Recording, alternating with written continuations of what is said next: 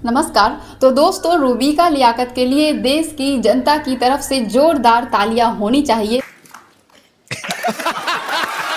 दोस्तों, लोगों को रूबिका लियाकत को स्टैंडिंग ओवेशन देना चाहिए क्योंकि फाइनली रूबिका जी ने ये खुशी खुशी और गर्व से एक्सेप्ट कर लिया है कि yes, I am sold, I am Modi's puppet. पर दोस्तों, गोदी मीडिया और मोदी जी का कितना गहरा रिश्ता है ये तो हम सभी जानते हैं और अब रूबिका ने उस रिश्ते पर अपनी मुहर भी लगा दी है। दोस्तों, आपको रूबिका जी की ये पोस्ट दिखाना चाहूँगी। एक्स पर रूबिका जी लिख कि आज त्रिपुरा में हमारी सरकार है, असम में हमारी सरकार है और बंगाल में भी अब हमारी सरकार है। घुसपैठिए अब असंभव होने वाले हैं, गौ तस्करी अब असंभव होने वाली है। जी हाँ दोस्तों, बिल्कुल वैसे ही जैसे 2014 के बाद देश में इनकी सो कॉल्ड सरकार आने के बाद करप्शन जीरो हो गया, सारी ब्लैक मनी बाहर आ गई, सारे टेररिस्ट अटैक होने बंद हो गए, साल में 2 करोड़ रोजगार दिए जा रहे हैं। विमेन सेफ्टी में तो इंडिया खैर अपना परचम दुनिया भर में लहरा ही रहा है। दोस्तों, मैं रूबिका जी से ये कहना चाहूँगी, अब जबकि इतने गर्व के साथ ये एक्सेप्ट कर ही लिया है कि मैं सरकार की गुलाम हूँ, दलाल हूँ,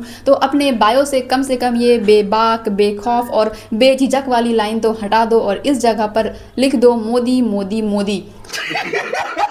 दोस्तों, मुझे समझ नहीं आता अंजना ओम कश्यप, रूबिका लियाकत और चित्रा त्रिपाठी और जितने भी गोदी पत्रकार हैं, ये लोग भारत में जर्नलिज्म के लेवल को और कितना नीचे गिराकर दम लेंगे। दोस्तों, यकीन करना मुश्किल है कि एक नेशनल न्यूज़ टीवी एंकर इस कदर सरकार के पैरों में गिरी हुई है और आज इनकी इन्हीं हरकतों की वजह से India world press freedom index में 157th पोजीशन पर आ गया है। दोस्तों, मैडम जी गो तस्करी और घुसपैठिए की बात कर रही हैं, लेकिन इनको हिम्मत नहीं है कि अपने मालिक गृह मंत्री अमित शाह से इस पर सवाल कर सके। मैडम जी, पिछले 12 सालों से आपकी ही सरकार है, बॉर्डर मॉनिटरिंग की रिस्पॉन्सिबिलिटी अमित शाह जी की है, ना कि ममता बनर्जी की। बॉर्डर पर सेंट्रल फोर्स ही रहती है, तो घुसपैठी कैसे आ जाते हैं? और 12 सालों में आपकी सरकार ने चुन चुनकर इन्हें बाहर क्यों नहीं निकाला? दोस्तों, आपको घुसपैठियों पर एक डेटा दिखाना चाहूंगी। मनमोहन सिंह जी के 10 साल के कार्यकाल में करीब 90,000 से ज्यादा घुसपैठियों की पहचान करके उन्हें देश से बाहर भेजा गया, जबकि रूबिका जी के 56 इंच वाले पापा के कार्यकाल में 10 साल में मुश्किल से 4 से 5,000 घुसपैठियों को बाहर भेजा गया।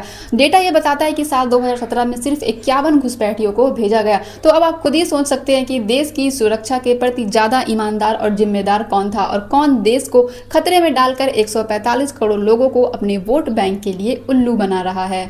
अब दोस्तों, रही बात गौ तस्करी की, तो इनकी सरकार बीफ एक्सपोर्टर्स से भर भर कर चंदा लेती है। गल्फ कंट्रीज में बीजेपी के नेता बीफ एक्सपोर्ट कर रहे हैं, लेकिन मैडम जी को वो रिपोर्ट दिखाने की हिम्मत नहीं होती। बीजेपी रूल स्टेट जैसे कि यूपी, महाराष्ट्र, आंध्र प्रदेश जैसे स्टेट स्टॉप पर आते हैं बीफ एक्सपोर्ट्स में। इनके एक चीफ मिनिस्टर हेमंता बिश्व शर्मा कहते हैं कि घर में बैठकर आराम से बीफ के मजे लो।